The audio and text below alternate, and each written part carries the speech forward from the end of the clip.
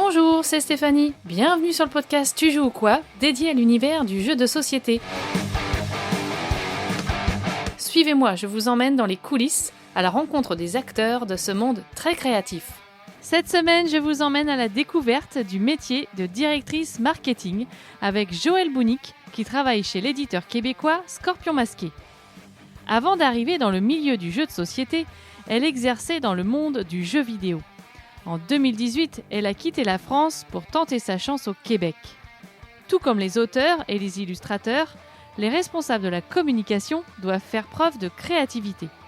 Et Joëlle Bounic n'en manque pas. J'ai eu le plaisir de la rencontrer sur le stand de Scorpion Masqué lors du Festival des Jeux de Cannes en février dernier. Alors on est au Festival de Cannes avec Joëlle Bounic. Bienvenue sur le podcast. Tu es responsable marketing chez Scorpion Masqué. Donc voilà, un métier qu'on ne connaît pas tous. Voilà, un rôle important aussi sur le développement d'un jeu, sur la sortie d'un jeu. Donc on va parler de tout ça. Bienvenue sur le podcast, Joëlle. Merci de m'accueillir. Tu as traversé l'Atlantique pour venir me voir. Alors pas spécifiquement moi. Avec l'accent bien français, mais oui, on a quand même traversé l'Atlantique. Ben oui, quand même. Donc tu as aussi une histoire d'expatrié. Donc on en parlera peut-être un petit peu aussi de ça. Alors comment on va démarrer, Joëlle ? Est-ce que déjà tu es une joueuse ? Oui. Alors le jeu de société, pour toi, ça a démarré quand ? Ça a démarré peut-être il y a 7-8 ans, avec des petits jeux. Je ne sais plus quel était mon premier jeu, mais j'ai longtemps tourné avec des King Domino, Codenames, ce genre de jeux-là, vraiment accessibles. Après, moi, je vais vers des jeux d'initiés. Je ne dépasse pas les jeux de plus d'1h30, là. Je pense que là, c'est juste... C'est le maximum ? C'est trop pour moi. À quel type de jeu tu joues, par exemple, en ce moment ? En ce moment, Far Away, je l'ai poncé. Okay. Genre vraiment, que ce soit en vrai, sur BGA. C'est vraiment un coup de cœur en ce moment. Alors, comment tu es arrivée dans ce monde-là, dans ce monde ludique ? Alors, je crois que tu as un parcours d'abord dans le monde du jeu vidéo. Initialement, même dans le jouet. Donc, j'ai fait jeu vidéo, jouet. Je suis revenue dans le jeu vidéo. Et il y a toujours eu un côté jeu de société qui traînait dans ma tête. Et à un moment de ma vie, il y a eu une décision à prendre qui était ou travailler dans le jeu de société, parce que j'avais fait des rencontres avec Asmodée à Paris, en France, ou aller à Montréal pour un métier qui peut-être m'attirait un petit peu moins, mais c'était Montréal et j'avais l'objectif d'y aller depuis bien 3 ans à ce moment-là. J'ai choisi Montréal et je me suis dit, si le jeu de société doit me rencontrer, il me rencontrera un jour. Donc tu partais pour travailler dans le milieu du jeu vidéo à ce moment-là ? Oui, d'accord. Qu'est-ce que tu faisais ? J'étais brand manager. Donc en gros, gérer la marque d'un jeu, gérer le marketing, mais du côté de la marque. Donc vraiment travailler l'identité visuelle, toute la promotion, travailler vraiment en collaboration aussi avec toutes les équipes RP, sur les réseaux sociaux, vraiment être le garant de la marque, de mon jeu. D'accord, donc le côté vraiment plus marketing, vraiment. Oui, 100% marketing. 100%. J'ai toujours fait du marketing, moi. D'accord, quelle est ta formation ?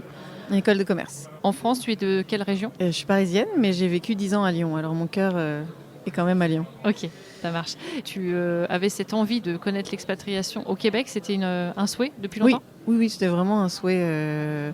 J'aime beaucoup la France, mais en tout cas, niveau professionnel, je voyais des limites, notamment par rapport aux jeux vidéo, parce que le Québec, c'est un peu la Mecque du jeu vidéo. Plus que les États-Unis ? Ça peut se valoir, mais j'avais pas envie d'un pays anglophone. Changer de vie, c'est intense, donc autant essayer de retrouver quelques repères. Et le Québec, c'était aussi par rapport à la qualité de vie. Il y a quelque chose d'attrayant au Québec, et c'est bien pour ça qu'on est énormément et autant de Français là-bas. Et au Scorpion Masqué, je pense qu'on est plus de Français que de Québécois. Alors j'ai posé la question à Martin, il disait qu'effectivement les Québécois étaient minoritaires chez Randolph. Et après il y a Scorpion Masqué et Randolph, alors ça change un petit peu la donne, mais la France domine, mais dans le bon sens. Et qu'est-ce qui te plaît au Québec ? On divague un petit peu, mais qu'est-ce qui te plaît là-bas, le fait d'avoir quelques années de recul ? La qualité de vie, la gentillesse des gens, la tolérance, des choses que j'ai l'impression qui se sont un peu perdues peut-être en France ces derniers temps. Ça a la tranquillité. Et il y a vraiment un côté tranquille, mais pas pour autant pas sérieux. C'est vraiment juste un meilleur équilibre travail et vie personnelle. Ouais. Oui. Il y a un bon équilibre vie personnelle, justement parce que j'avais cette image un peu de comme les Américains où on se dédie un peu au boulot, quoi. Non, il y a vraiment le style anglo et le style québécois, je dirais. Il faut se mettre ses propres limites là, mais c'est facile de les atteindre. Il n'y a pas ce côté faut se dédier, faut se dédier, faut se dédier. Oui, il faut faire son travail et on le fait parce qu'on a envie de le faire et parce que la compagnie nous donne envie de le faire aussi. Mais il n'y a vraiment pas le côté corde au cou. Ou, non, c'est si on a besoin de partir parce qu'on a des impératifs, parce que des enfants sont malades, on part et puis on s'arrange. Ok. Donc c'est ça, côté professionnel, j'aurais du mal à revenir en France pour ça, par exemple. Ah ouais. Ouais. Donc tu étais dans le milieu du jeu de vidéo. Comment t'es arrivée chez Scorpion Masqué? Comment ça s'est fait la transition? C'est une opportunité?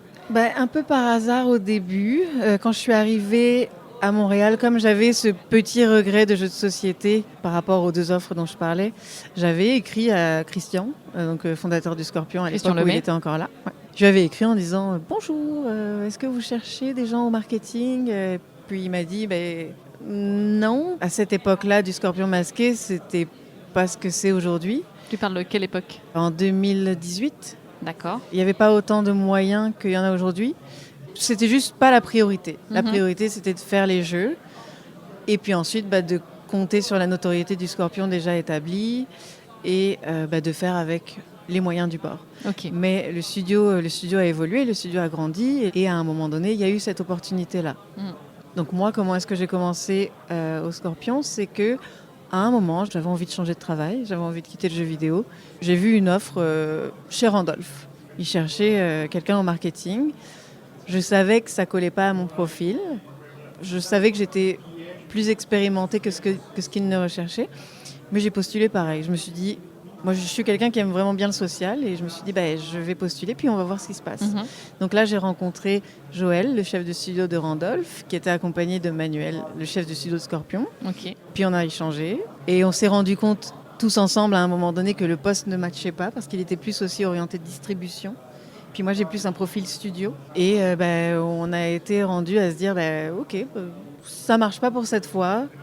Je pense que moi, je ne suis pas faite pour ce poste-là. Mais la vie fait peut-être bien les choses et on se retrouvera. Et en fait, on a gardé contact avec Joël. Et à un moment donné où l'opportunité s'est présentée, je lui ai écrit et je lui ai dit salut, est-ce qu'on pourrait échanger? Il y a peut-être quelque chose. L'histoire est drôle, c'est qu'au début, il n'y avait rien. Le jour où on s'est parlé, il n'y avait rien. Il n'y avait rien en termes de communication, il n'y avait pas de place pour moi parce que tout était comblé. Ils étaient plus dans une dynamique de maintien que de construction. Et puis, il y a quelqu'un qui a démissionné chez eux. Ça a créé du coup une ressource budgétaire. Et en gros, là, il m'a été offert un poste qui a été créé de responsable marketing studio pour Randolph et Scorpion. Oui, là, parce que toi, tu es arrivé en fait après la fusion, le rachat par Randolph et le groupe Hachette. Oui, c'est ça. Donc, à un moment donné, il y a eu cette opportunité studio, vraiment studio et pas distribution, pour les 2 entités, donc Scorpion et Randolph. La vie au Scorpion Masqué et au Randolph fait que c'était impossible de tenir les rênes des 2 studios pour une personne. Donc ce qui s'est passé, c'est que mon quotidien était plus rempli de Scorpion Masqué et je me suis naturellement orientée vers la direction marketing de Scorpion. Et ensuite, les choses ont changé aussi parce qu'il y a quelqu'un maintenant qui est responsable du marketing au Randolph. Enfin, voilà. Je pense qu'on va arriver à un moment donné à cette question dans la discussion, mais le milieu se professionnalise aussi. Et du coup, l'idée, c'est vraiment de mettre les bonnes personnes à la bonne place et d'avoir vraiment quelqu'un responsable du marketing à proprement parler. Être moins couteau suisse comme ça pouvait l'être avant aussi, où chacun faisait un peu de tout, peut-être. C'est ça. Après, par contre, je pense qu'il faut être couteau suisse d'une manière ou d'une autre, dans le sens où le marketing, c'est une définition un peu large. Aujourd'hui, quand je demande à quelqu'un c'est quoi pour toi le marketing, il y a 1000 réponses. Le fait est que pour moi, les réseaux sociaux, par exemple, c'est déconnecté du marketing, mais il faut quand même les gérer. Donc moi, j'ai pas forcément cette connaissance, mais je les gère pareil. Donc il faut être quand même couteau suisse. Oui. Mais c'est difficile d'avoir l'expertise sur tout. Bien sûr. C'est une super chouette expérience parce qu'on touche à tout, mine de rien. Là, on parle du marketing, mais je suis à un moment donné à une place où, par exemple, j'assiste aussi Manu parfois sur les développements. Enfin, tu sais, j'ai mon avis. Oui, parce que ça reste une équipe et qui du coup travaille en équipe et qui sur les projets vous investissez, quoi. C'est ça, et c'est chouette parce que j'apporte mon input marketing aussi sur le développement, sur un plateau de jeu, sur une boîte, sur un peu tout. Donc c'est chouette, il y a cette place pour ça aussi. Et puis on construit des relations, mine de rien. Il y a quelque chose aussi dans le jeu de société, c'est que les gens en restent. Je pense qu'il y a les mêmes acteurs depuis des années et des années. C'est un milieu qui donne aussi envie de rester, de construire. Donc oui, puis c'est un milieu effectivement en essor aussi depuis quelques temps. Alors on souhaite que ça continue sur cette montée. Quelles sont tes missions justement plus précisément? Comme tu dis, marketing, ça parle pas forcément. C'est quoi ton boulot au quotidien et tes tâches diverses et variées? Eh ben, c'est justement ma mission de faire ma fiche de poste en ce moment. Donc on peut y penser ensemble. Mais concrètement, je gère les réseaux sociaux du Scorpion. Donc créer le contenu par rapport à l'actualité, aux stratégies de lancement des jeux. Aussi, il y a le contact avec toutes les personnes qui sont sur ces réseaux à entretenir. Après, c'est pas forcément une tâche dans le sens où, comme je disais tout à l'heure, j'aime vraiment le côté social et puis c'est cool de parler à tout ce monde-là. C'est juste frustrant de ne pas les voir autant que d'autres studios qui sont en France, parce qu'au final, ça se condense à Cannes et puis Essen. Parfois, il y a certaines personnes qui font le voyage jusqu'en Allemagne, donc c'est chouette, ça fait 2 fois à l'année. Mais voilà, et mine de rien, c'est quand même plus agréable de voir les gens pour construire une relation. Mais je pense que j'aime ça et que j'arrive aussi à le faire avec 6 heures de décalage, donc c'est chouette. Mais il y a du coup ce côté-là, les réseaux sociaux. Puis je pense pour moi, le cœur du métier, en tout cas moi ce que j'aime faire, c'est vraiment penser à des stratégies de lancement. C'est penser à un vrai plan qui est 6 mois avant le jeu. C'est ça, donc c'est vraiment accompagner là la sortie du jeu. Il y a l'accompagnement un peu avant, pendant et le après. Beaucoup avant même. C'est vraiment définir, c'est vraiment faire la stratégie, donc définir les piliers, le positionnement, les points clés. Et puis après, regarder une timeline, se définir des objectifs, des stratégies, des tactiques qui sont très opérationnelles pour soutenir le jeu. Donc il y a vraiment cette réflexion en amont qui est faite et qui est importante au final. Parce qu'il faut définir vraiment toute la bible marketing du jeu, définir le langage, puis après pouvoir le passer au monde. Quand on fait un communiqué de presse, par exemple, on définit tout le langage. Et puis le but d'un communiqué de presse, c'est que le journaliste reprenne nos mots tels quels. Donc il y a vraiment tout un univers promotionnel à créer en fait. Tu peux me donner un exemple un peu concret sur une sortie en cours ou à venir? Alors je sais pas quel est le bon exemple à prendre, mais je pense qu'un bon exemple, c'est SkyTeam par exemple. Ça a été vraiment comme on disait là. Quels sont les objectifs? Parmi les objectifs, c'est d'être parmi les meilleurs jeux à 2, d'être dans le top des meilleurs jeux à 2 à la fin de l'année. C'est d'aller au-delà du jeu de société, donc essayer de toucher une audience un peu plus mainstream. C'est quoi mes moyens? Faire des partenariats, réfléchir à quel partenariat, essayer de targeter la presse qui sera vraiment attentive à ce genre de jeu. Par exemple, je vais facilement plus aller voir des influenceurs qui sont spécialisés dans les jeux à 2, qui jouent beaucoup à 2, versus des influenceurs qui sont plus sur des jeux familiaux, par exemple. En tout cas, en première cible, ça va être ça. Et puis après, dans les tactiques, quand je parlais d'aller chercher une audience plus mainstream, c'est les pilotes de ligne. Donc moi, j'ai travaillé avec 2 pilotes de ligne. Un premier en France. J'ai essayé de faire un pilote, un territoire. Ouais, ça c'était super. Donc en France, on a travaillé avec Maxime. Sa chaîne, c'est Max le pilote. Il est pilote à Air France. Oui, donc pilote et en plus pilote et influenceur. Pilote et sur les réseaux. Et en fait, lui, il vulgarise l'aviation et il explique un petit peu ce qui se passe dans un avion. Et je trouve ça chouette parce que les gens ont peur des turbulences et pensent que les turbulences vont faire que l'avion va se crasher. Absolument pas. Ça ne tombera pas. C'est pas ça qui fera que l'avion tombera. Et donc voilà, il arrive à vulgariser un petit peu l'aviation et c'est chouette. Puis moi, j'ai aimé la personnalité qu'il dégageait via son profil. Et donc je l'ai contacté, je lui ai dit salut, on fait un jeu avec une thématique très très forte de l'aviation, un coop à 2. J'aimerais vraiment pouvoir collaborer ensemble pour avoir l'opinion d'un vrai pilote. Aussi, ouais. Voir, même si l'auteur avait déjà collaboré lui avec des pilotes pour le pour le développement. Mhm. Bah là, moi, je suis allée chercher un peu la validation post-développement. Ok. Et puis, je lui ai pitché l'idée. Puis, il était là, OK, ça m'intéresse. J'aimerais bien en savoir un peu plus. Je lui ai présenté le jeu. Il l'a testé. Fallait piquer sa curiosité, effectivement. C'est ça. Et puis, du coup, bah là, on a décidé de travailler ensemble et à faire un petit teaser. Et puis, lui a fait une vidéo sur sa chaîne en mettant en parallèle le jeu et la réalité. Et ça, c'était vraiment intéressant et c'est ce qui fait que ça va parler. Et puis lui n'était pas du tout intéressé dans tout ce qui est juste partenariat commercial. Je veux dire, il aurait jamais vendu des cotons-tiges, même si éventuellement c'est utile. Mais ce que je veux dire, c'est voilà, produit de beauté, non, ça marche pas, ça l'intéresse pas. Là, Mais par ça contre, avait un vrai rapport. oui, c'est ça. Un jeu intelligent, pour reprendre ces mots, un jeu intelligent qui va vraiment refléter une réalité d'un cockpit. Ça a matché. Donc c'est ça a matché. Il a fait la vidéo avec des super bons résultats. Et là, je parle résultats même pour moi qualitatifs parce que les gens disaient « Ah waouh, c'est juste trop bien ». Et c'est vrai que c'est un jeu qui, mine de rien, quand on aime l'aviation ou quand on rêve d'être pilote, ça vend du rêve. Ça nous fait rêver un petit peu. Donc c'est ça vraiment la démarche. C'est réfléchir vraiment en entonnoir et comment est-ce que je vais répondre à mon objectif global. Avec Maxime, on a répondu à l'objectif d'atteindre une audience pas joueuse, mais vraiment plus mainstream. Oui, et après, il y a même des joueurs après qui se prenaient en photo avec leur jeu devant un avion. Puis moi, j'ai des gens, du coup, de par la chaîne de Maxime, qui sont contrôleurs aériens et qui prenaient des photos à Charles de Gaulle dans leur tour de contrôle en train de jouer. Et c'est génial. Ah ouais. C'est vraiment chouette. Et donc ça, c'était pour la France. Au Québec, j'ai sollicité Robert Piché, le commandant Robert Piché, qui est un héros national au Québec. C'est un peu il est au Québec ce qu'est le pilote qui a atterri sur le Hudson aux États-Unis. Donc lui a fait un vol plané de 19 minutes, si je me souviens bien, sans réacteur.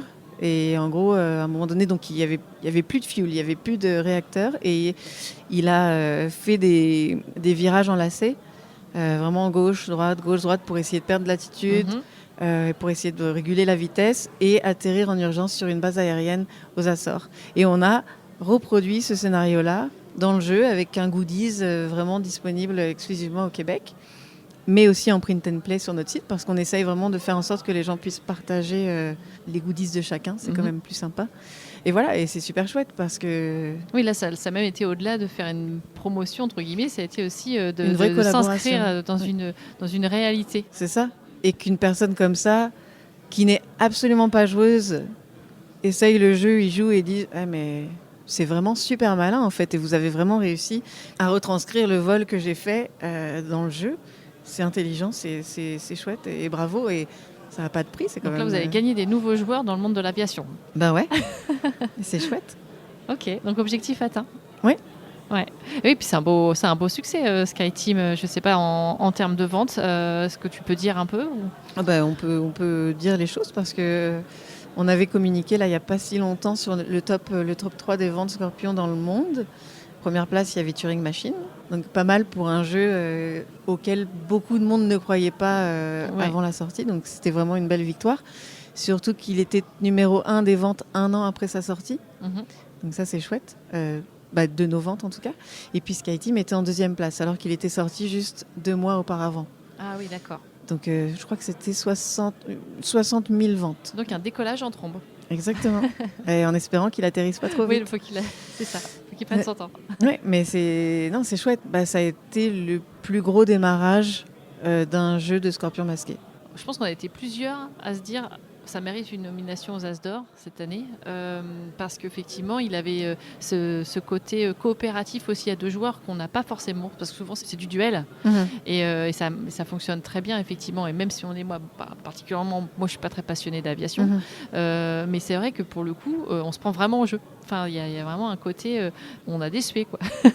Ouais, mais pour de vrai il y a 4000 jeux qui sortent à l'année. La compétition, elle est féroce, c'est dur, et puis la sélection d'initiés est vraiment belle. Je trouve que c'est vraiment chouette, et il y a des très bons jeux. On parlait de Faraway tout à l'heure. Vraiment, il y a des super jeux. on démérite pas pour autant. Non, Enfin, bien sûr. on est super fiers nous de ce qu'on a accompli, mais c'est vrai c'est vrai qu'il y a beaucoup de jeux et c'est difficile, honnêtement, pour un jury de choisir 3 jeux parmi. Ouais, c'est cette mission impossible. Ah non, Mais, c'est clair, mais c'est c'est une vrai belle que ça mission. aurait presque mérité, je trouve maintenant, enfin c'est vrai que les catégories évoluent Mhm. au fil des années, mais qui est presque aujourd'hui maintenant une catégorie de joueurs, parce que c'est vrai que ça a pris de l'ampleur. C'est vrai, oui, peut-être. Ouais. Bon, on en reparlera, mais Ouais, ça fait beaucoup de catégories et beaucoup de choix après. ouais, voilà, après c'est ça, c'est cool. Mais c'est vrai que c'est un segment qui tend à grandir. Je ne sais pas si ça a commencé avec les confinements et tout ça là, mais Oui, je pense que ça a joué. Ouais. On s'est tous retrouvés à deux. ouais. Mais c'est vrai que c'est un segment qui grandit. Et moi-même, c'est vrai que dès qu'il y a un jeu qui est recommandé pour 2 joueurs, il attire particulièrement mon attention. Mm.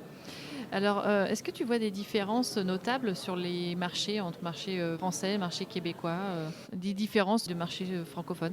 Non, il y a vraiment une grande différence entre le marché français et le marché québécois. Il y a une implantation du jeu de société qui est vraiment différente. Je pense qu'il y a encore de la marge au Québec. Mais Randolph a vraiment bien fait ça et est vraiment un acteur clé dans le jeu de société pour avoir développé le jeu de société au Québec. Mais la France reste notre marché principal pour nous et il y a à raison.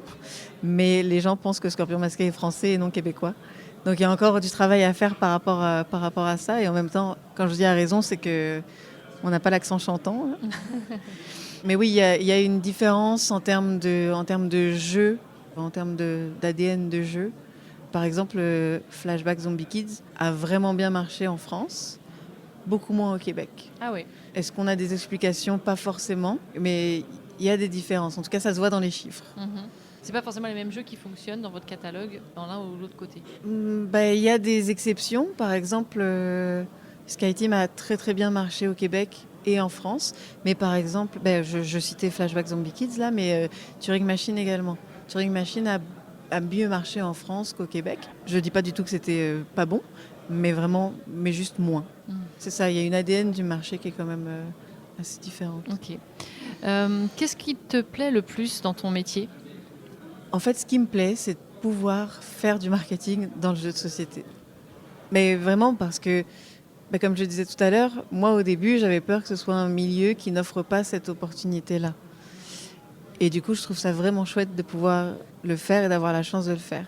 Après, moi, ce que j'aime vraiment, c'est tout le travail, comme je disais, tout le travail de réflexion de la stratégie, puis monter des partenariats. Ça, c'est vraiment quelque chose que j'apprécie beaucoup. Peut-être moins fun je sais pas, de faire du marketing dans le milieu automobile. Enfin, après, ça dépend si on est passionné. C'est ça, je pense que ça dépend de la passion et en même temps, le milieu de l'automobile a beaucoup de moyens. Donc, ça serait peut-être le fun de faire ça là-bas.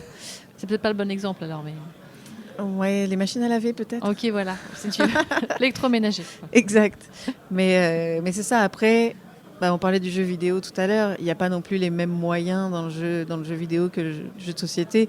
Dans le jeu vidéo, une bande-annonce d'un jeu, c'était $300 000. Il faut enlever 3 zéros, peut-être, pour le jeu de société. Donc c'est vrai que ce n'est pas du tout les mêmes budgets. Et il faut faire en fonction. Et c'est la difficulté aussi du jeu de société quand on en fait la promotion. C'est que, d'une, les quantités de production sont définies bien avant la sortie. Donc il faut réussir à modérer son marketing. On lâche pas les chevaux sur le premier print. Oui, bien sûr. Il faut en garder un petit peu dans la sacoche pour après. Ça, c'est un exercice qui n'est pas facile. Le fait de vouloir modérer les choses, parce qu'on a tendance à vouloir tout faire du premier coup et y aller vraiment banco. Mais non, c'est important vraiment de modérer ça et c'est difficile de balancer entre ses envies, le budget, puis les quantités de jeux qui sont produites. Parce que, à un moment donné, faire la promotion d'un jeu qui est en rupture, ça a moins d'intérêt. Donc, il faut vraiment arriver à surfer sur cette vague de rupture, retour en stock, rupture, retour en stock. Et aussi à gérer une certaine longévité aussi. Oui, c'est-à-dire aussi. pas, une fois qu'un nouveau jeu est sorti, pas tout miser non plus sur cette nouveauté, mais continuer à faire vivre les autres. Oui. Ça aussi, c'est peut-être pas forcément facile d'équilibrer tout ça. Oui, non, c'est vrai parce que, par exemple, l'année 2023, oui, on est en 2024, donc l'année 2023, on a beaucoup travaillé sur Turing aussi, on ne l'a pas laissé tomber, puis on ne le laisse toujours pas tomber. Aujourd'hui, on est à 18 langues, je crois, pour Turing. Et je continue de travailler avec les clients pour localiser le site turingmachine.info. Je travaille sur Turing, je pense une fois ou deux par semaine. Ouais, bah oui. Mmh. Et c'est pas des jeux qu'on veut laisser tomber. Par contre, il faut faire face à une réalité qui est la ressource humaine. Dans le sens où, c'est ce que je disais, on a plein d'idées, on a plein d'envies, mais on a juste deux mains, un cerveau. Et voilà, peut-être que le jour où moi j'ai une équipe, peut-être qu'on arrivera à faire d'autres choses. Mais là, aujourd'hui, c'est vraiment prioriser. Il faut prioriser, en fait, tout le temps. Oui. Et alors, quelles sont tes contraintes et tes libertés dans ton métier et dans ton poste, plus précisément chez Scorpion Masqué ? Mes contraintes, les sous. Ouais, tu viens de l'évoquer. C'est ça, les sous. Et puis parfois, comme je dis, le fait qu'il y ait un seul chargé de projet, il y ait une seule personne au marketing. On a beaucoup d'aide, on a de l'aide au graphisme, mais c'est des ressources partagées aussi avec Randolph et avec Hachette. Et donc, comment est-ce qu'on fait pour exécuter tout ce qu'on a envie de faire ? Donc c'est ça, je dirais contrainte de sous et humaine. Et mes libertés, c'est ma créativité. Enfin, j'ai la chance de travailler avec des gens qui sont aussi ouverts à recevoir les idées. Parfois pas toujours ouverts à ce qu'on les exécute, mais en tout cas ouverts à les recevoir et peut-être les mettre de côté parce que c'est juste pas le moment maintenant, mais que dans 3 mois, oui, en fait, ça se fera. Et on aime bien tester aussi des nouvelles choses dans la limite du raisonnable, parce qu'il y a aussi une difficulté dans le milieu, c'est mesurer le retour sur l'investissement. C'est super difficile. Mettons qu'on a travaillé avec Maxime pour SkyTeam, combien de ventes ça a généré.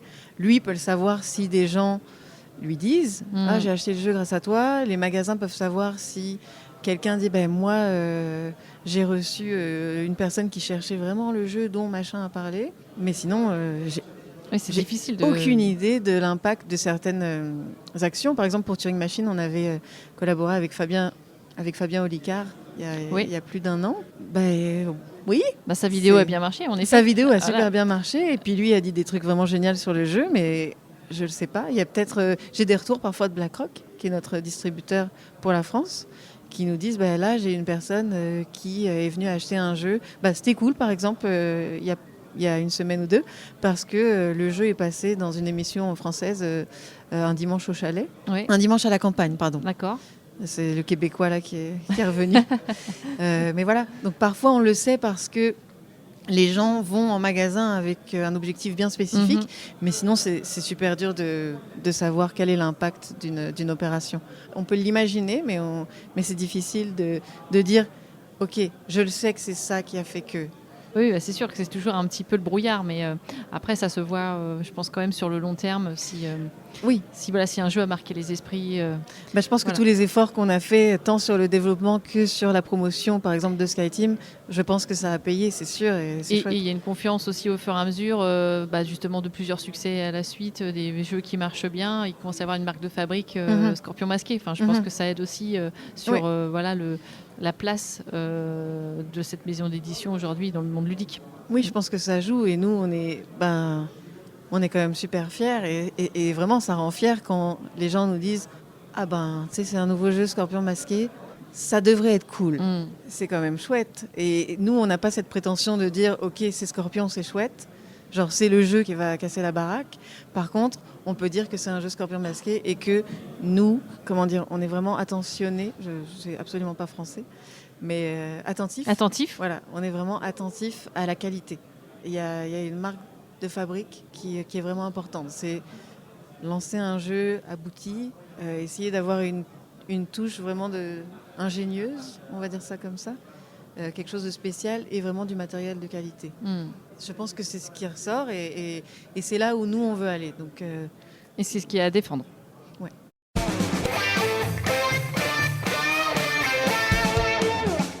C'est intéressant d'avoir ta vision aussi de comment on aborde la communication autour du jeu. Je te remercie de l'avoir partagé. Je te propose qu'on termine par un petit portrait chinois ludique avec 3 questions. Si tu étais une mécanique de jeu, laquelle serais-tu ? je serais un stop ou encore. D'accord, t'aimes bien prendre des risques. Ouais. Ouais. Dans la limite du raisonnable et de mes propres limites, oui. Mais oui, j'ai l'impression que la vie est un risque de manière générale. Enfin, en fait, non. Ouais. C'est juste vivre sa vie sans prendre de risques. C'est juste, pour moi, voué à avoir des regrets sur le long terme. Ça peut être un peu triste. Ouais. Si tu étais un mode de jeu, plutôt coopératif, compétitif, solo, semi-coopératif aussi, par équipe. Moi, je dirais semi-coopératif, dans le sens où je trouve que la vie à deux est super chouette, mais c'est important de garder son individualité, et d'être qui on est et de jamais se perdre dans l'autre. Je pense que c'est ça, je serais semi-coopératif. Ok. Si tu étais un auteur de jeu, Je serais Bruno Catala juste pour la fame. pour la fame, c'est-à-dire. Ouais. C'est quand même un des chouchous, un des auteurs chouchous en France. Après, il y a quand même beaucoup de concurrence. Je trouve qu'il y a vraiment beaucoup d'auteurs qui se sont révélés. Et c'est super chouette parce que c'est important qu'il n'y ait pas le monopole quelque part. Mais ouais, je serais Bruno Catala juste pour la fame. Ok, cool. Si tu avais quelqu'un à me proposer à mon micro pour une prochaine interview dans le monde ludique, tu pourrais me proposer qui ? Et très très bonne question. Ça peut être un collaborateur, un auteur, un illustrateur, quelqu'un qui travaille dans l'ombre, un autre éditeur, je ne sais pas. Quelqu'un que t'affectionnerait et que tu penses que ça serait intéressant d'échanger. C'est vraiment difficile. C'est pas de question piège ? Non, je la prends même pas comme une question piège. Je trouve ça juste super difficile. Là, comme ça, j'ai vraiment envie de te dire Sébastien, le DA du Scorpion Masqué.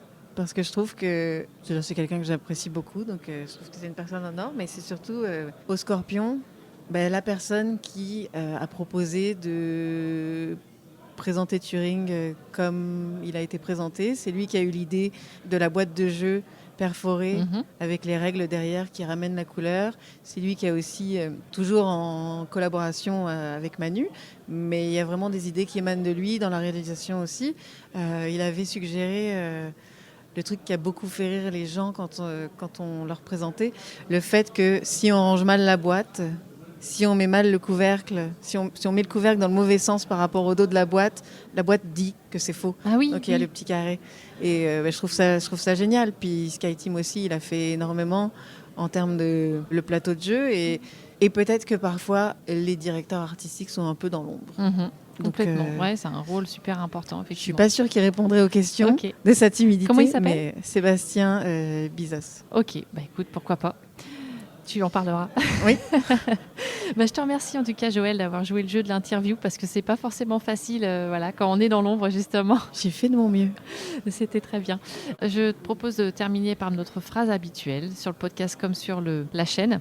C'est avec Joël Bounic, tu joues ou quoi ? Et le tu joues ou quoi, on le fait ensemble. Okay. Alors, avec Joël Bounic, tu joues ou quoi ? Depuis cette interview à Cannes, le jeu SkyTeam a continué son ascension. On vient d'apprendre il y a quelques jours sa nomination au Spiel des Jahres dans la catégorie Jeu de l'année. Il est en concurrence avec 2 jeux français, Captain Flip et Sur les traces de Darwin. Le résultat est attendu le 21 juillet.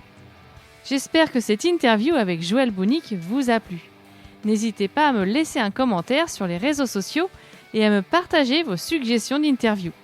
Et n'oubliez pas d'aller visionner les vidéos règles présentées par David sur la chaîne YouTube Tu joues ou quoi ? Dans le prochain épisode, je serai avec Gabriel Durnerin, auteur de jeux narratifs et chef de production chez l'éditeur Playpunk. Rendez-vous dans 2 semaines.